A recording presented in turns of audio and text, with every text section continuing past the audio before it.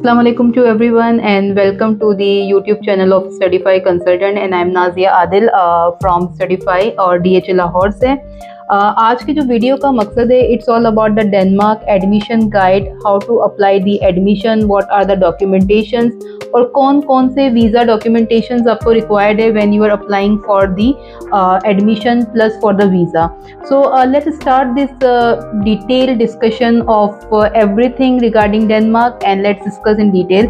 So first of all we have to find out कि जी intake कौन सा है। तो इनटेक जो आपको अब मिलना है that will be September 2024 intake. और जो प्रोग्राम्स की लिस्ट है, जो यूनी की लिस्ट है, तो यूनी की बहुत सारी रिक्वायरमेंट्स है और हर यूनी की रिक्वायरमेंट क्राइटेरिया डिफरेंट है। सो हमने कैसे अप्लाई करना है एडमिशन वो भी हम बात करेंगे। So let's start with the PG and UG program and the program जो अवेलेबल है आपके पास एसडीयू यूनिवर्सिटी का नाम है, जो स्टूडेंट काफ़ी वेल नोन अच्छी तरीके से जानते हैं पाकिस्तान की मार्केट में। ऑलरेडी पिछले साल बहुत सारा स्टूडेंट इस यूनी में अप्लाई कर चुका है। कोपेनहेगन यूनिवर्सिटी है, आप उसमें अप्लाई कर सकते हैं। टेक्निकल यूनिवर्सिटी ऑफ डेनमार्क आपके पास आ जाती है और इसके अलावा नील ब्रुक्स कॉलेज है जिसको आप अप्लाई कर सकते हैं। मज़ीद इसके अलावा भी यूनिवर्सिटीज़ है, बट ये कुछ 4-5 यूनिवर्सिटीज़ और इंस्टीट्यूट हैं, वहाँ पे काफ़ी अच्छे प्रोग्राम्स आपके पास मौजूद है। फीस स्ट्रक्चर अगर देखा जाए तो इट्स क्वाइट रीजनेबल और एंट्री रिक्वायरमेंट भी स्टूडेंट के हवाले से काफ़ी बेहतर है। मूविंग टूवर्ड दी डॉक्यूमेंटेशन की अगर हम बात करते हैं कि जी कौन कौन से डॉक्यूमेंट्स हमें रिक्वायर्ड है for admission process. So when you are planning for the applying the admission, आपने मेक श्योर करना है कि आपके पास आपके ऑल एजुकेशन डॉक्यूमेंट्स जिसमें आपके पास मैट्रिक, इंटर, बैचलर्स आपका आता है, वो आपका IBCC और HEC से प्रॉपर वेरीफाई हो, डॉक्यूमेंटेशन आपके पास ओरिजिनल मौजूद हो। वो एडमिशन आपने अप्लाई करने के लिए उनके पोर्टल पे अपडेट करने होते हैं। Beside all education document you need proper reference letter, आपके पास CV मौजूद हो, आपके पास IELTS का सर्टिफिकेट हो, ठीक है, और आपके पास इसके अलावा एक्सपीरियंस लेटर और कोर्स करिकुलम भी मौजूद होना चाहिए। Now if we discuss in detail कि जी अगर हमारे पास ये सारे डॉक्यूमेंट्स मौजूद है तो क्या हम एडमिशन्स अप्लाई कर सकते हैं या इसके अलावा कोई और रिक्वायरमेंट है। स्टूडेंट नीड्स टू अंडरस्टैंड कि जी जो बच्चा अप्लाई करना चाहता है फॉर PG प्रोग्राम, ही और शी शुड नो कि भाई हमारे पास 4 साल बैचलर्स की डिग्री होनी ज़रूरी है। 2+2 डेनमार्क में एक्सेप्टेबल नहीं है। This is the first requirement. Second आपकी बात आ जाती है IELTS की। IELTS is the mandatory requirement. Overall 6.5, no band less than 5.5 आपके पास होना ज़रूरी है for masters. And if you are talking about the undergrad तो आपके पास 6 IELTS की रिक्वायरमेंट आ जाती है। So this is the entry requirement. Once you have all this documentation, आपने इनके पोर्टल पे अपडेट किया, आपको एक प्रॉपर सी ईमेल आती है, आपने एक एप्लीकेशन फ़ीस पे की है, आप अपने क्रेडिट कार्ड, अपने डेबिट कार्ड से वो पे कर सकते हैं और आपकी एप्लीकेशन प्रोसेस में आ जाती है। अगर हम बात करें कि जी टाइमलाइन क्या है एडमिशन फ़ीस को कंप्लीट करने का, तो 1 फेब तक आपने अपनी एप्लीकेशन फ़ीस को लगाना है पोर्टल पे ताकि आपकी एप्लीकेशन ऑन टाइमली प्रोसेस हो जाए। उससे पहले आपने अपने डॉक्यूमेंटेशंस फाइनल करने हैं, आप अपनी राइट्स की रिक्वायरमेंट को कंप्लीट करना है, आपके रेफरेंस लेटर कंप्लीट हो। And again for the post study student as well कि आपने जिस यूनी से अपना बैचलर्स कंप्लीट किया है वहाँ से आपने प्रॉपर अपना कोर्स करिकुलम लेना है यूनी से और सर्टेन रिक्वायरमेंट्स को आपने देखना है। ये एक छोटा सा एक्सपीरियंस है इस वीडियो में जो मैं आपसे शेयर करना चाहती हूँ कि कुछ यूनिवर्सिटीज़ के जो क्रेडिट आवर्स है वो एक्सेप्टेबल नहीं भी है। तो once you upload all that information on your admission portal, आपके पास डिटेल्स आना शुरू हो जाती है कि जी XYZ डॉक्यूमेंट्स मिसिंग है, हमें वो प्रोवाइड कर दे और आपने उनकी रिक्वायरमेंट को साथ साथ मैनेज भी करना है पोर्टल पे। And again after having all this process done, आपने अपने एडमिशन का वेट करना है which will be come by end of April and May first week. Now we talk about the fees structure कि जी अगर आप प्रोग्राम पे जा रहे हैं तो आपके पास फीस स्ट्रक्चर क्या है और किस तरीके से आपने उनकी पेमेंट करनी है और क्या आपका पेमेंट प्लान हो सकता है। So if you talk about the IT and engineering programs, आपने अपने माइंड में रखना है कि एक सेमेस्टर की फ़ीस 6,500 से 7,000 यूरो पाकिस्तान से आपने एक सेमेस्टर को पे करना है। If you are business student, आपकी फ़ीस तकरीबन 4,500 तक की है।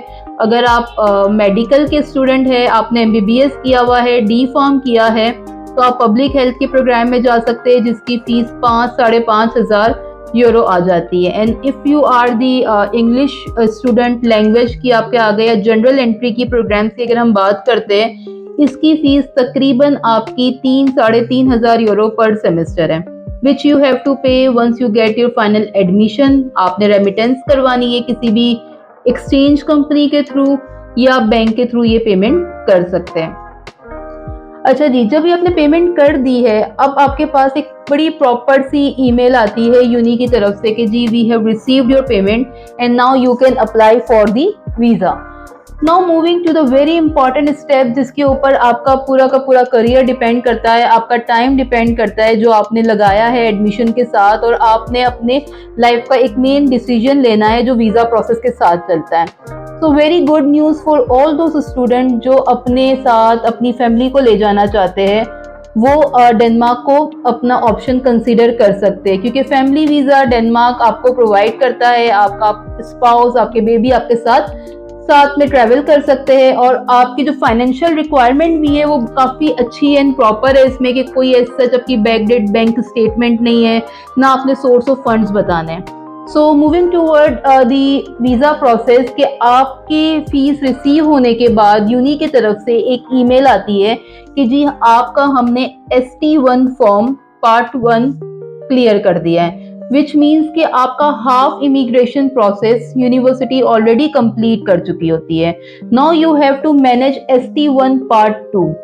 अब वो ST1 पार्ट 2 का प्रोसेस कुछ इस तरीके से होता है कि इनकी एक ऑफिशियल वेबसाइट है विच इज NYIDK डेनमार्क। आपने इस वेबसाइट पे जाना है, वहां जाके आपने प्रॉपरली अपना केस ID नंबर जनरेट करना है। केस ID नंबर जनरेट करने के लिए यू नीड योर पासपोर्ट। आपने वहां पे अपना एक यूनिक कोड आपको मिलेगा, उसकी आपने पेमेंट लगानी है विच इज अराउंड 2100 डेनिश करोन। आप अपने क्रेडिट कार्ड और डेबिट कार्ड से ये पेमेंट कर सकते हैं।